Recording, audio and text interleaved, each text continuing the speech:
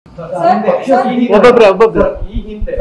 ಹಿಂದೆ ತಮ್ಮನ್ನ ನನ್ನ ಮನೆಗೆ ಬಂದು ಮಾಜಿ ಸಿಎಂ ಅಥವಾ ಇವರೆಲ್ಲರೂ ಬಂದು ನನ್ನ ಬಲವಂತ ಮಾಡೋದು ಚುನಾವಣೆ ನಿಲ್ಲಿ ಅವ್ರ ಕಡೆಯಿಂದನೇ ಈಗ ನಿಲ್ಬೇಡಿ ಅನ್ನೋಂಥದ್ದು ಏನಾದ್ರು ಸೂಚನೆ ಬಂತ? ಯಾಕಂದ್ರೆ ನಿಮ್ಮ ಹುಟ್ಟುಹಬ್ಬದ ದಿನ ಅವರು ಕೂಡ ಶುಭಾಶಯ ಕೊರಕ್ಕೆ ಬಂದಿದ್ರು. ಸರ್, ನಾನು ಇದೊಂದು ಭಾರಿ ಇಂಪಾರ್ಟೆಂಟ್ ಪ್ರಶ್ನೆ ಕೇಳಿದಿರಿ ತಾವು. ನಮ್ಮನ್ನು ಆಡಳಿತ ಮಾಡುವವರು ಅವರು ಸತ್ಯವಂತರಾಗಿರಬೇಕು. ಅವರು ಯಾವ ಸ್ಪಷ್ಟತೆ ಎಲ್ಲಿ ಆಗಿದೆ ಅದನ್ನು ಹೇಳುವಂಥವರಾಗಿರಬೇಕು.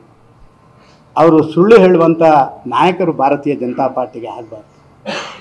ನನ್ನ ಉತ್ತರ ಲೋಕಸಭಾ ಕ್ಷೇತ್ರದಲ್ಲಿ ನಂದು ಒಬ್ಬೊಂದೇ ಹೆಸರು 142 ಜನ ಯಾರಾಗಬೇಕು ಅಂತ ಹೇಳುವಂಥದ್ದನ್ನು ಮಾಡಿದ್ರೆ ಆ 142 ಜನ ಕೂಡ ಸದಾನಂದ ಗೌಡರೇ ಆಗಬೇಕು. ಒಂದು 4-5 ಜನ ಅವರಿಲ್ಲದ್ರೆ ನಮಗೆ ಕೊಡಿ ಅಂತ ಕೇಳಿದನ್ನು ಕೇಂದ್ರದಲ್ಲಿ ಮಂಡನೆ ಮಾಡಲಿಕ್ಕೆ ಆಗದಂಥ ನಾಯಕರು ನಮ್ಮ ನಾಯಕರು ಅಂತ ನನಗೆ ಅನ್ನಿಸ್ತಾ ಇಲ್ಲ. ಸರ್, ಈಗ ಪಕ್ಷ ಶುದ್ಧೀಕರಣ ಮಾಡಬೇಕಂತ ಹೇಳಿದ್ರು. ಇಲ್ಲಿ ಯಾರಿಂದ ಪಕ್ಷ ಶುದ್ಧೀಕರಣ ಆಗಬೇಕು ಮತ್ತು ಈ ಪಕ್ಷವನ್ನು ಅಶುದ್ಧ ಮಾಡಿದಂಥವ್ರು ಯಾರು? ಸರ್, ನಾನು ಭಾರಿ ಸ್ಪಷ್ಟವಾಗಿ ನಿಮಗೆ ಹೇಳಿದ್ದೀನಿ. ಯಾವ ಮೋದಿಯವರ ವಾದವನ್ನು ತಿರುಚಿದ್ರ ಅವರೇ. ಸರ್, ಪ್ರಮುಖವಾಗಿ ಇಲ್ಲಿ ಈಶ್ವರಪ್ಪನವರು ಒಂದು ಆರೋಪ ಮಾಡಿದ್ರು ಯಡಿಯೂರಪ್ಪನವರ ಮತ್ತು ಅವರ ಪುತ್ರರ ವಿರುದ್ಧ ನೇರವಾಗಿ. ನೀವು ಪರೋಕ್ಷವಾಗಿ ಪರಿವಾರವಾದದ ಬಗ್ಗೆ ಮಾತಾಡ್ತಾ ಇದ್ದೀವಿ.